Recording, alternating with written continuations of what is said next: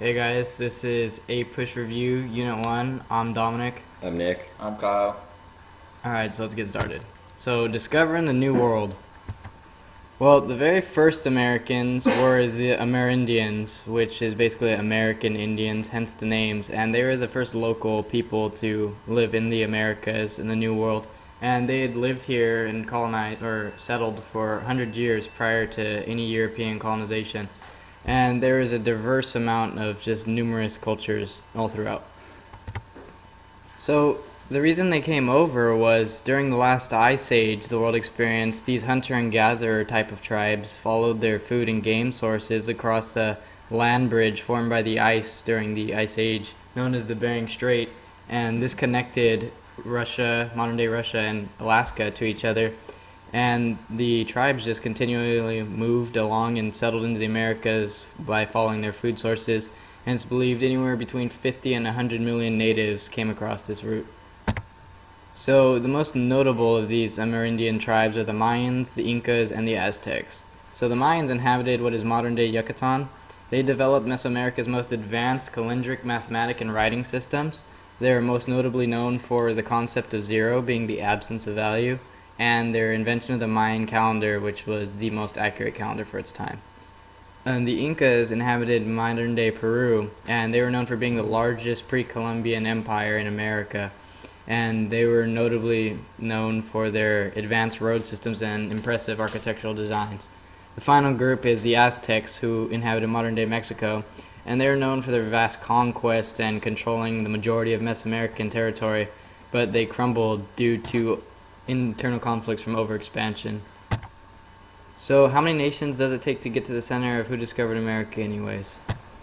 Well, first off, why did Europe want the New World anyways? Well, that could be attributed to the three G's, which are God, gold, and glory.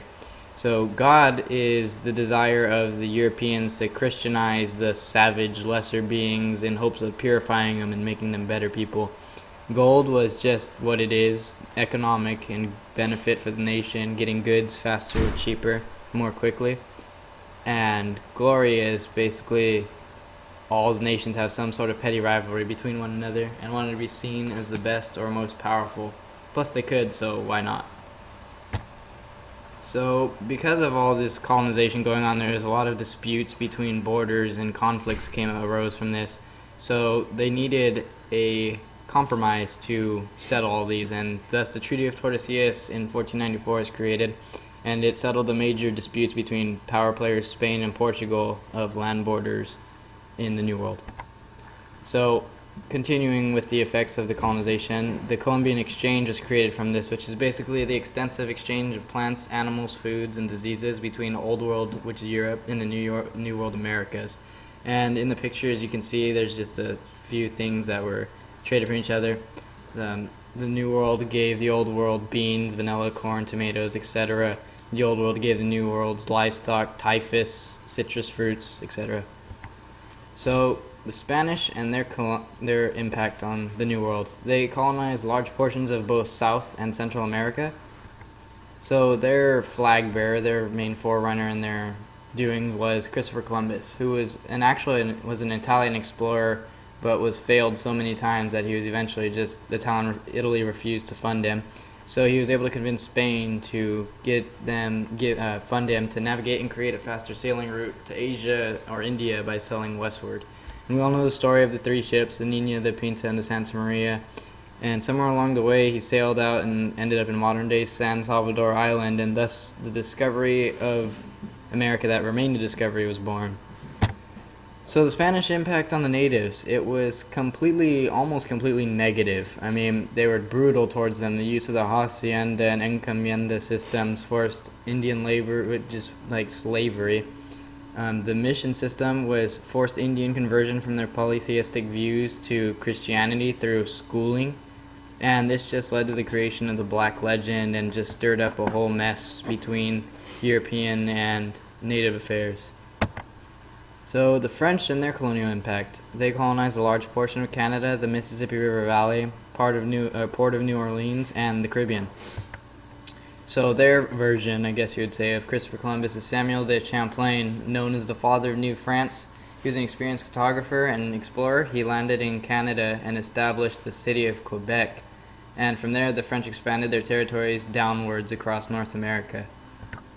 So the French impact on the natives was completely 180 change than that of the Spanish. They actually had a great relationship with their local Amerindians. They exchanged gifts, and it was reciprocated between the Amerindians, and good feelings all around. And they too also wanted to Christianize the natives, but they did it in a much less harsh manner, making the natives more receptive to it. So the English colonization of the New World, they colonized the vast majority of the eastern seaboard of modern-day America, and they expanded westward deeper into the country from there. So England does it a lot differently than the other countries. Rather than just send out one guy to have them claim land and then send people over there after they get the all clear, they gave out land. The king handed out land grants to people, or joint stock companies handed out land grants and provided refuge for either the undesirables or just people looking for a new life in the New World, and they settled there, and thus the colonies were born. And we have the first permanent settlement in Jamestown, founded in 1607 by John Smith. King James I granted the London Company a charter permitting them to establish this colony, but it was not easy. The area encouraged much disease and food shortages, and not to mention the tensions between the Powhatan tribe. But despite all the tension, alliances occurred. John Smith created trade alliances with the Powhatan tribe and will forever be remembered for his famous quote, "He who shall not work shall not eat." And another famous story that came about was the Pocahontas story, who was the daughter of the Powhatan chief who married John Rolfe, which temporarily prevented any conflict between the Native Americans. But John Rolfe had also made greater contribution to the colony than marrying Pocahontas. His main contribution was the cultivation of tobacco in Jamestown, and his methods of creating or making tobacco would become the main cash crop of Virginia, and the demand of it ensured its economic success. But because of the much needed laborers, it boosted the number of indentured servants that would be needed to arrive. Indentured servant was a man who came over to the colony from Europe who would work as a servant for the ride over. These men were usually unemployed, ex-criminals, or both, and some of the first African American slaves had also arrived in Virginia in 1619, and many of these indentured servants never outlived their terms to become free men. The starving time was a period where population of the colony decreased no matter how many had arrived or survived. From 1607 to 1624, around 10,000 people had arrived and at one point lived in the colony, but by the end only 1,200 had survived. The effects were due to the lack of population. Men who survived were able to buy large plots of land, but it increased the amount of servants needed to keep up the land. Women became unusually wealthy due to the deaths of the husbands, and children were much more scarce because they were harder to take care of. Then we have the clashes in Chesapeake. The Second War between the colonists and the Native American Powhatan tribe occurred between 1644 and 46. It was the last war efforts of the Native Americans, and they were once again defeated. But to formally keep the peace, the Treaty of 1646 was created, which separated the colonists from the Powhatan land. Maryland. Maryland was founded as a refuge for Catholics under persecution in England. Founded by Lord Baltimore, he planned to rule over Maryland as an absentee, meaning he would rule over it even though he was not in its boundaries. The Act of Religious Toleration was passed so that Christians would be tolerated, but it prosecuted those who did not believe in the divinity of Jesus Christ. Then we have Carolina, named after King Charles II, founded by farmers from the West Indies who had brought with them slaves from the Barbados Islands. They contained the busiest port in the South, which was the port of Charlestown. Its main crops were rice, indigo, and cotton, and by 1710 the majority of Carolina's population was black due to its slaves. And we have North Carolina. North Carolina was created by the dissenters of religion and slavery. They were the poor farmers who had no need for slaves to help them because their farms were so small. The religious dissenters migrated to North Carolina so they would not be persecuted. The environment was known for its lack of authority, aristocracy, and acceptance of pirates. and they officially left South Carolina and became North Carolina in 1712. Next we have Georgia, founded in 1733, was the last colony to be founded of the original 13, named after King George II. It acted as a buffer colony between the French and the Spanish in Louisiana and then the Spanish in Florida. Founded by James Oglethorpe, known to have a population of debtors, it had religious tolerance for all Christians and resisted slavery until 1750. Now we have Puritans versus Separatists. The Puritans purify and want to move away from the traditional beliefs of Catholicism, and the Separatists separate, which means they are super extreme Puritans. The Mayflower Compact was an agreement to submit to majority rule, and this was the first democratic institution in America. Massachusetts Bay Colony, the Puritans received a royal charter to form Massachusetts Bay Colony in 1629. They used Boston as its hub and main city. The Great Migration of the 1630s was because of turmoil in England, and around 70,000 Puritans were sent to America. Not all Puritans lived in Massachusetts, though, about 20,000 others. And the top priority was to protect marriage and family. They believed that this would result in strong communities. The social covenant was mutual watchfulness, no tolerance of deviation or disorder, and no privacy. John Winthrop was the first governor of Massachusetts. He believed that it was a calling from God to lead there. He served for 19 years, and he believed that they should be a city on a hill and rule as a model. Roger Williams was an outspoken minister in Salem that argued to have a full break from the Anglican Church. He wanted fairness towards Indians and denied authority of civil government to regulate religious beliefs. He was the founder of Rhode Island. The middle colonies, they're basically in the middle in everything. Some agriculture, some Indian industry. They're middle in education, semi-good education. And so they're basically in the middle. And Pennsylvania and the Quakers refused to pay taxes to the Church of England and refused to take oaths. So they weren't Catholic or in the court,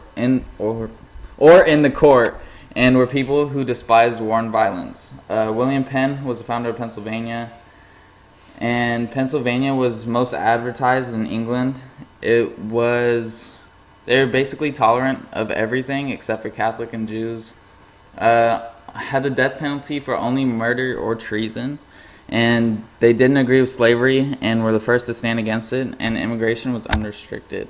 The headright system was for each Virginian got 50 acres of land they gave 50 acres of land to each person who had passage that they paid, and indentured servants would serve for 5 to 7 years in exchange for the passage.